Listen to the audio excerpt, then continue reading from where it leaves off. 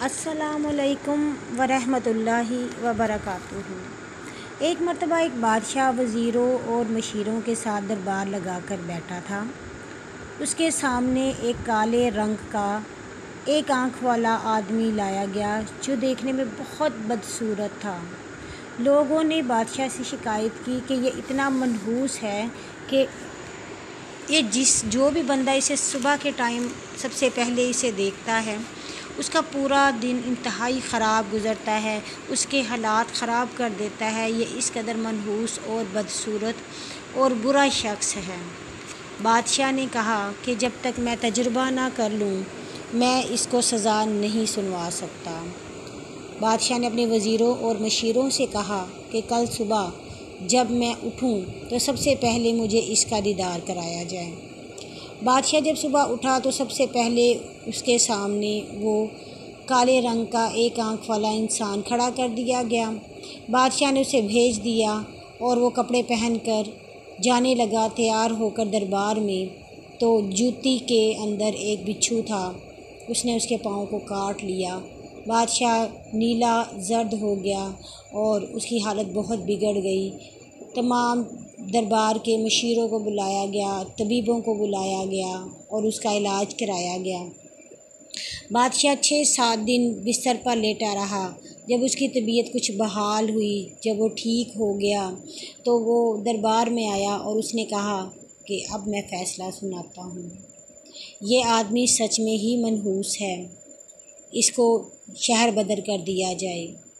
اب جہاں وہ انسان جو تھا، وہ بیچارہ بندہ جو تھا، وہ بہت شدید رویا، بہت منتیں کرنے لگ گیا، بہت فریادیں کرنے لگ گیا کہ مجھے میرے خاندان سے دور نہ کیا جائے، مجھے میرے شہر سے دور نہ کیا جائے، مجھ پر یہ ظلم نہ کیا جائے۔ لیکن کوئی سننے والا نہ تھا۔ وہاں پر ایک وزیر بہت عقل مند تھا، اس کو اس انسان پہ رحم آ گیا۔ اس نے بادشاہ سے کہا کہ بادشاہ سلامت، اگر جان کی امان پاؤں تو ایک بات کہوں؟ انہوں نے کہا ہاں بولو۔ تو اس نے کہا کہ آپ نے جس انسان کا چہرہ سب سے پہلے صبح دیکھا وہ یہ تھا، آپ بیمار ہو گئے، آپ کی حالت بگڑ گئی مگر آپ ٹھیک ہو گئے، اور جس کا چہرہ سب سے پہلے دیکھا وہ تو آپ تھے، اور آپ کا چہرہ دیکھنے کے بعد وہ بندہ اتنے ہی دنوں سے قید میں تھا، صعوبتوں میں تھا، اس کو سزائیں دی جا رہی تھیں، اس کو تکلیفیں دی جا رہی تھیں، تو آپ خود ہی انصاف کر کے بتائیں کہ منحوس کون ہوا۔ بادشاہ بہت عقل مند تھا، بہت انصاف پسند تھا، اس کو یہ بات سمجھ آ گئی۔ اس نے اس بندے کو نہ صرف معاف کر دیا بلکہ یہ بھی کہا کہ جس نے اس انسان کے بارے میں کوئی بھی لفظ بولا اس کو سزا دی جائے گی اور اس کی معافی نہیں ہوگی۔ ہم بھی تو یہی کرتے ہیں، ہم بھی تو ایسے ہی کرتے ہیں کہ ہم اگر کسی انسان کے بارے میں برائی دیکھتے ہیں تو ہم اپنے پیٹ میں نہیں رکھتے، ہم لوگوں کو بتاتے ہیں وہ تمہیں پتہ ہے وہ کیسا ہے، تمہیں پتہ ہے اس میں تو یہ برائی ہے، آؤ میں تمہیں بتاتا ہوں، آج اس نے یہ کیا، پھر اس نے وہ کیا۔ ہم کسی بھی انسان کے لیے وہاں تک بات کرتے چلے جاتے ہیں کہ ہمیں خود بھی اندازہ نہیں ہو پاتا۔ نبی صلی اللہ علیہ وسلم کی ایک حدیث قدسی ہے کہ جس میں یہ کہا گیا کہ نبی صلی اللہ علیہ وسلم نے فرمایا قیامت کے دن ایک بندہ آئے گا جس نے حج بھی کیا ہوگا، روزے بھی رکھے ہوں گے، نمازیں بھی پڑھی ہوں گی، لیکن اس نے کسی کا دل دکھایا ہوگا، اس نے کسی کی غیبت کی ہوگی، اس نے کسی کی چغلی کی ہوگی، تو اس بندے کی تمام نیکیاں اس کو دے دی جائیں گی جس کی اس نے دل آزاری کی تھی، یا چغلی، بہتان، جو کوئی بھی گناہ کی لگائے تھے، الزام لگائے تھے، اور اگر اس کی نیکیاں ختم ہو گئیں تو جس بندے پر اس نے زیادتی کی تھی اس کے تمام گناہ اس کے حساب میں ڈال دیے جائیں گے۔ تو پھر میری امت کا مفلس وہ بندہ ہے۔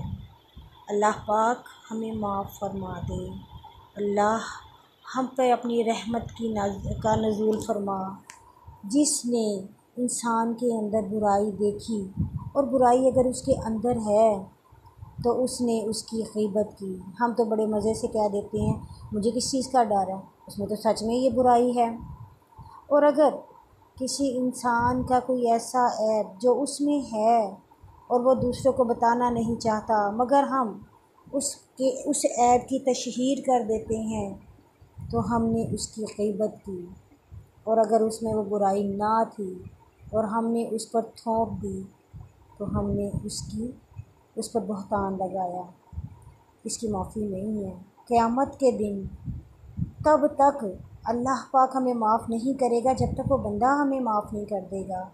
اللہ تعالیٰ اپنی عبادت معاف کر دیں گے، اللہ پاک اپنے سوائے شرک کے تمام گناہوں کی بخشش کر دیں گے، مگر جس نے یہ کیے ہوں گے کام، جس نے کسی کی دل آزاری کی ہوگی، تو تب تک معافی نہیں ملے گی جب تک کہ وہ بندہ معاف نہ کر دے۔ ہمیں اپنی زندگی کو بہت سوچ سمجھ کے چلانا چاہیے۔ ہمیں اپنی زندگی کو ایسے ہی خوشگپیوں میں نہیں گزارنی چاہیے۔ وہ اللہ کی ذات بہت سخت ہے، وہ رحیم ہے تو وہ جبار بھی ہے، وہ قہار بھی ہے۔ وہ معاف کرے تو چھوٹی سی بات پہ، ایک توبہ پہ، ایک آنکھوں کے ایک آنسو جو ہماری آنکھ سے نکلے اس سے بھی بخش دے، مگر اللہ اپنی مخلوق سے بہت محبت کرتا ہے، اس کے بندوں سے بہت محبت کرتا ہے۔ اگر اس کے بندوں کو تکلیف دی جائے گی تو وہ معاف نہیں کرے گا۔ جیسے کہ ایک حدیث شریف میں ہے، مثال کے طور پہ سمجھایا گیا کہ اللہ کہے گا کہ میں تیرے پاس آیا، میں بھوکا تھا، تو نے مجھے کھانا نہیں کھلایا۔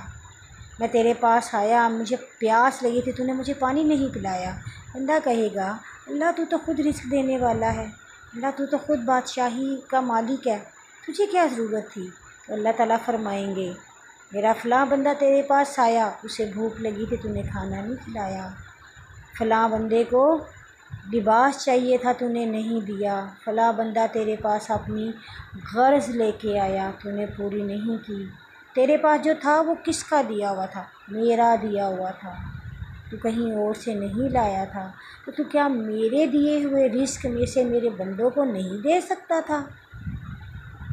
اللہ پاک ہمیں نعمتوں کی زوال سے بچائیں، ہمیں ان نعمتوں کو خود بھی استعمال کرنے کی توفیق دیں اور ان لوگوں پر بھی خرچ کرنے کی توفیق دیں، اور ہمارا خاتمہ ایمان پر کریں۔ آمین۔